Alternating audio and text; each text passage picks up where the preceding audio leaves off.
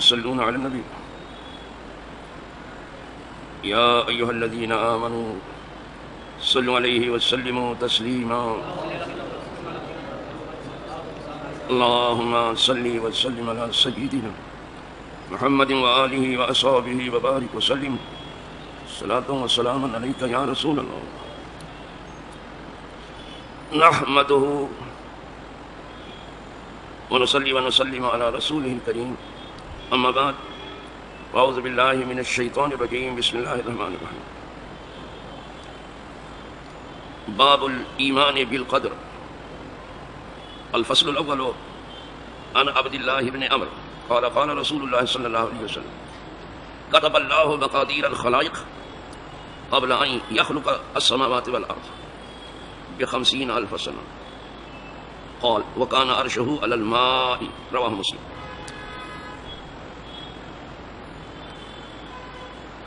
آج ایک نیا باب علم کا کھل رہا ہے جو قدرے بہت مشکل ہے، وہ ہے تقدیر کا مسئلہ. اب اس کی مشکل کا اندازہ اس سے ہوتا ہے کہ تقدیر کے مسئلے میں بحث مباحثے کی ضرورت ہے. یہ وہ مسئلہ ہے کہ صدیق و فاروق کو اس سے روک دیا گیا.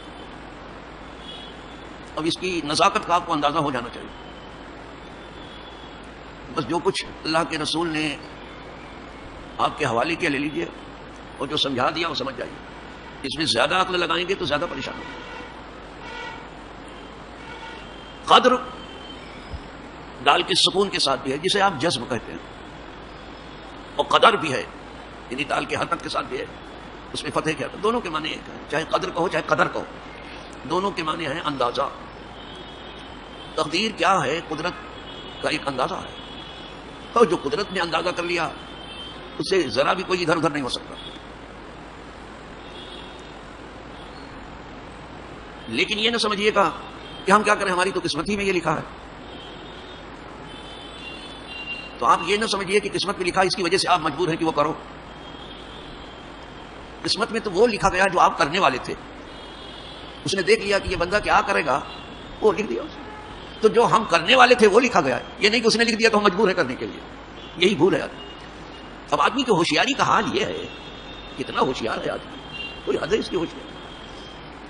اگر کچھ اچھا ہوا تو کہتا ہے کہ میرے ہاتھ کی کمائی صاحب، یہ میرا اپنا ہنر ہے، یہ میری اپنی مہارت ہے، یہ میرا اپنا فن ہے، یہ میرا اپنا ایک آرٹ ہے. تو کچھ اچھا ہوا تو اپنے ہنر کے حوالے کر دیتا، اور کچھ برا ہوا تو قسمت کے حوالے کر دیتا. یہ کیا کروں کس نے؟ ایسا نہیں ہے، ایسا نہیں ہے. اور تقدیر پر ایمان لانا ضروری ہے. آپ پڑھتے ہیں اور اپنے بچوں کو بھی پڑھاتے ہیں،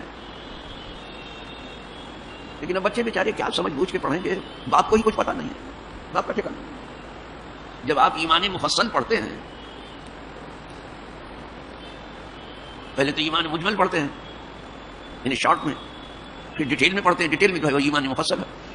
تو آپ پڑھتے ہیں آمنت باللہ وملائکتہ وکتبہ ورسلہ والیوم الآخر والقدر خیرہ وشرہ من اللہ تعالی والبعث بعد الموت. یہ پڑھتے ہیں نا. تو قدر کہتے ہیں یہی قدر ہے، یہی تقدیر ہے. جیسے ایک اللہ پر ایمان لانا ہے، اللہ کے سب فرشتوں پر ایمان لانا، اس کی سب کتابوں پر ایمان لانا، اس کے سب رسولوں پر ایمان لانا، ویسے تقدیر پر بھی ایمان لانا. تقدیر بھی لکھا ہے لکھنے والا، اور قلم الہی تقدیر لکھ کر خوش ہو چکا ہے. جف القلم بما ہوا کائن، تقدیر لکھ کے قلم خوش ہو چکا ہے. اب کچھ لکھنا اپنا پہلے ہی لکھ دیا جو لکھنا. ابھی آ رہی حدیث آپ کے سامنے، تو تھوڑا سا آپ کے فہم کے لائق عرض کر دیتا ہوں کہ آپ کو دشواری بننا، اور تھوڑا سا پڑھے لکھے بھی سننے میں. قلم الہی خوش ہو چکا.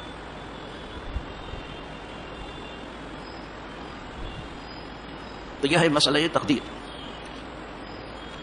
جو کچھ اچھا برا ہو رہا ہے نا، سب تقدیر میں لکھا ہوا ہے، یہ ہونے والا ہے. پھر کچھ کو وہ مٹاتا ہے اور کچھ کو باقی رکھتا ہے. یمحو اللہ ما یشاء ویثبت وعندہ ام الکتاب. اللہ مٹاتا ہے جو چاہتا ہے اور باقی رکھتا ہے جو چاہتا ہے، اور اصلی کتاب تو اسی کے پاس ہے.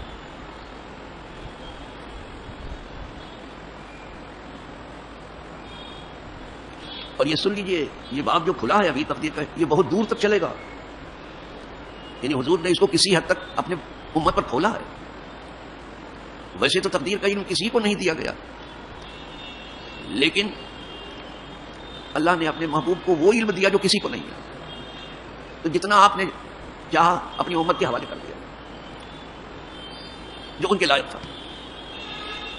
جو ان کے اندر پہنچنا چاہیے تھا، سب پہنچا دیا حضور.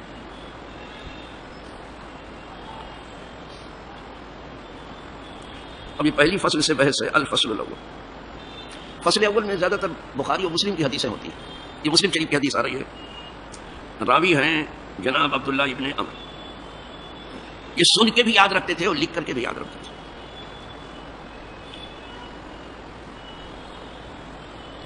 قال قال رسول اللہ صلی اللہ علیہ وسلم. وہ روایت کرتے ہیں کہ اللہ کے رسول صلی اللہ علیہ وسلم نے ارشاد فرمایا، اللہ نے مخلوق کی تقدیریں لکھ دی اس سے پہلے کہ وہ آسمان و زمین کو پیدا کرے. 50,000 سال پہلے.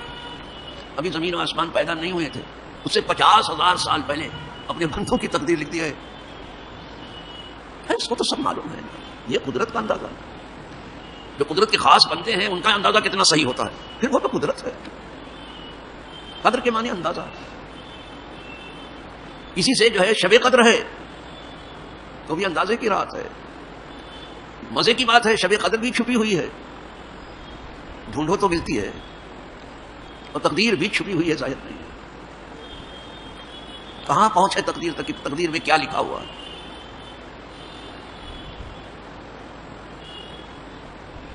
ابھی زمین و آسمان کی تخلیق عمل میں نہیں آئی. اس سے 50,000 برس پہلے، کتنے پہلے کچھ معلوم نہیں، تقدیر لکھی جا چکی.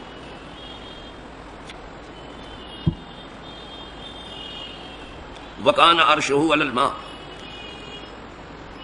جب نہ زمین پیدا ہوئی تھی نہ آسمان تھے تو اس کا عرش کہاں تھا؟ پانی کے اوپر تھا. پانی کے اوپر ہونے کا مطلب یہ نہ سمجھنا کہ یہاں ہاؤس کے اوپر کوئی تخت بچھا دو، یہ نہیں ہے معنی. پانی پر ہونے کا مطلب یہ ہے کہ جب اس نے اجسام کو پیدا کیا، جسم پیدا کیا قدرت نے، تو سب سے پہلے پانی کو بنا. اس وقت یا تو عرش الہی تھا یا پانی تھا. یہ عرش اور پانی کے درمیان کوئی چیز درمیان میں حائل نہیں تھی. اس سے پتا چلا کہ اجسام جو بنے ہیں تو پانی سب سے پہلے بنا ہے، اس لیے کہ پانی سے ہی زندگی ملی ہے. جیسا کہ کلام پاک میں ہے، وَجَعَلْنَا مِنَ الْمَاءِ كُلَّ شَيْءٍ حَيٍّ. ہم نے پانی ہی سے ہر چیز کو زندہ کیا. تو پانی ہی زندگی ہے، حیات ہے. اسی لیے پانی کا مافیا خوب کھل کر کے کام کرتا ہے. اس سال اس کا بڑا گھاٹا ہو گیا، بارش پہلے آ گئی، نہیں تو ٹینکر جو ہے تمام آبادی میں گشت کرتا رہتا ہے. یہ بات سمجھ، پانی مافیا اپنا. قدرت نے بندوں کی ضرورت کا سب سامان پیدا کر دیا. یہ بندے ہیں جو بندوں تک سامان پہنچنے نہیں دیتے. یہ سمجھ لیجیے گا. اور یہی ان سے سوال ہوگا کہ ہم نے تو یہ سب چیزیں بندوں کے لیے بنائی، تم نے پہنچنے کیوں نہیں دیا؟ کوئی چیز سیدھے سیدھے آپ تک پہنچتی نہیں دکھائی دیتی ہے. ہر یہ کہ کنٹرول کا جو راشن ہے وہ بھی ٹھیک سے آپ تک نہیں پہنچتا. حکومت جس امداد کا اعلان کرتی وہ آپ تک نہیں پہنچتا. جو آپ تک پہنچانے والے ہیں وہ آپ سے زیادہ بھوکے ہیں. پہلے تو ان کا پیٹ بھر جائے پھر آپ تک پہنچائے. تو چلتا ہے پوٹی سکھی. اور یہ سب کو معلوم بھی ہے. اسی لیے کوئی مرے تو کیا ہو، کوئی جیے تو کیا، کسی کو کیا پڑی ہے. کسی کو آکسیجن ملے تو کیا، نہ ملے تو کیا. کوئی شفا یاب ہو تو کیا، نہ ہو تو کیا. کرسی نہیں جانی چاہیے. ساری فکر کرسی کی ہے. جو کرسی پہ بیٹھتے ہیں اترنا نہیں چاہتے. یہ ایسے جیسے کوئی فقیر زندگی بھر مانگتا ہے، خود سے کوئی کام نہیں کرنا چاہتا. یہ بھی برا ہے. اس وقت مانگو جبکہ ناگزیر ہو مانگنا. کوئی چارے کام اس وقت مانگ لو، لیکن جب ضرورت پوری ہو جائے تو مانگنے کی کیا ضرورت ہے؟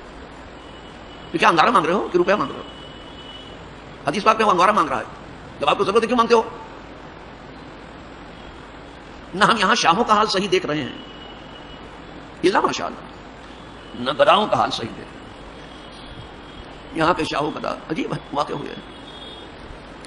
نہ شاہوں میں کچھ سخاوت ہے اور نہ گداؤں میں کچھ قناعت ہے.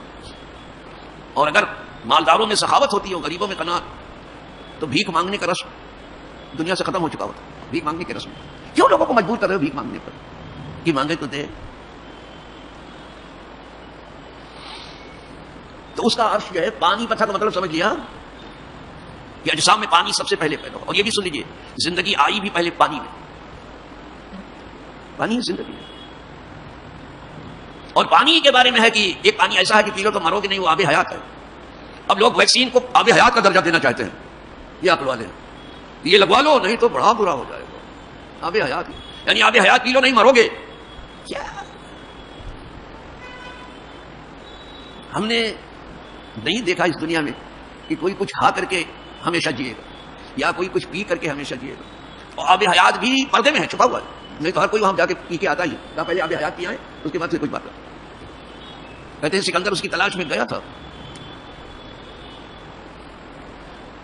لیکن اس کے نصیب میں آب حیات تک پہنچنا نہیں تھا. جو ان کے وزیر تھے وہ پہنچے وہاں آب حیات.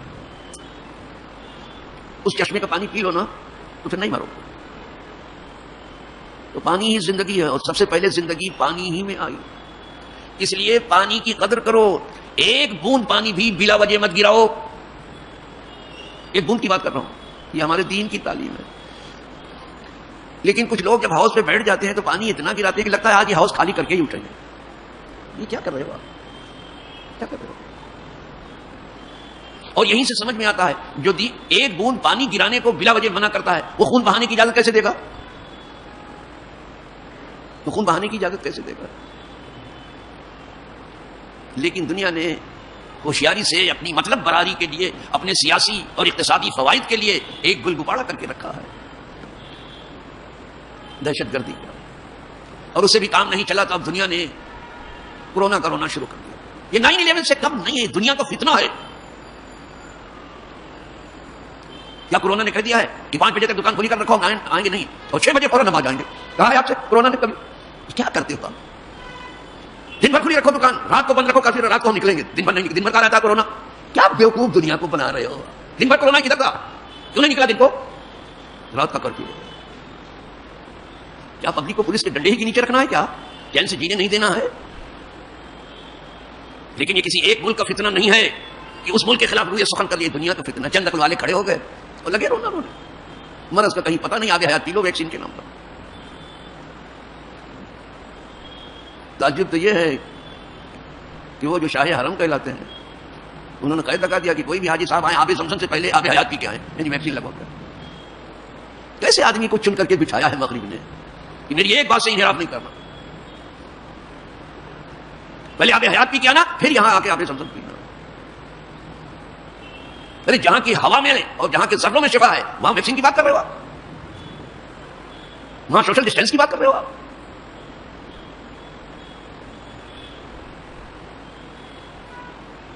2 سال ہو گیا ہمارے جیسے گرے پڑے آدمی کچھ بھی نہیں کیا, بیٹھے ہیں ایسے چپ چاپ. یہ ہم جانتے ہیں کہ خدا کے جلانے سے ہم جی رہے ہیں, اس کے مارنے سے مریں گے. جب وہ جلانا چاہے گا تو ہمیں کوئی پیدا نہیں ہوا ہے مارنے والا, اور جب وہ مارنا چاہے گا تو پوری دنیا کے جا کر مر بھی جائے تب بھی ہم زندہ نہیں ہوں گے. تو ہمیں تو مرنے کے لیے اس نے پیدا ہی کیا, رہنے کے لیے نہیں. بہت زیادہ عقل کی عیاری چھوڑ دو اور راستے پر آ جاؤ. یہ عقل عیار ہے, ہر بھیس بنا لیتی ہے. عقل بہت دھوکہ دو. عشق بیچارہ نہ ملا ہے نہ زاہد نہ حکیم. تھوڑا منزل عشق پر آؤ.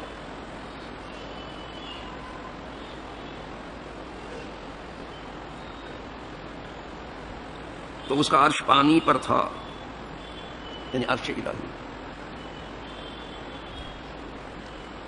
اسی لیے پانی کو طہارت بنایا گیا.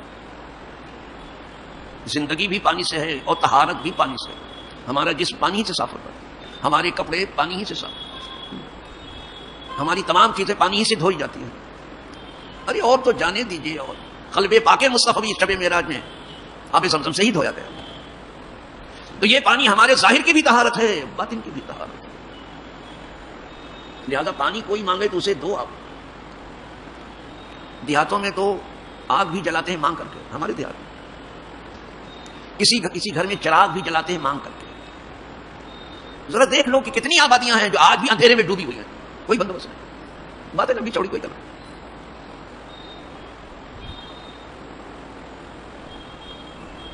ایک بزرگ کی بات نقل کر دوں آپ کو, میں ختم کر دوں. وہ کہتے ہیں کہ جب تقدیر لکھی جا رہی تھی اور فرشتہ ماں کے پیٹ میں پوچھتا ہے کہ مولا اس کو نیک وقت لکھ دوں کہ بدبخت لکھ دوں, فرشتہ پوچھتا. تو اگر ہم کو پتہ چل جاتا کہ کہہ دیا گیا کہ اس کو نیک وقت لکھ دو, پھر ہمیں کوئی کم نہیں تھا دنیا. تو ظاہری طور پر نیک وقت بننے کی ضرورت نہیں، کوشش کرو کہ اللہ کے نزدیک لوگ نیک وقت بنو. یہ پتہ نہیں کسی کو کہ کیا کہا گیا، اس میں قدرت نے کیا کہا کہ کیا لکھ دو. تو جو سعید ہے خدا کرے سعید کے خانے میں سب کا نام آ جائے، اور جو شقی ہے اللہ ان کی بدبختی دور کر کے ان کو بھی سعادت بندی کے خانے میں ڈال دے. وآخر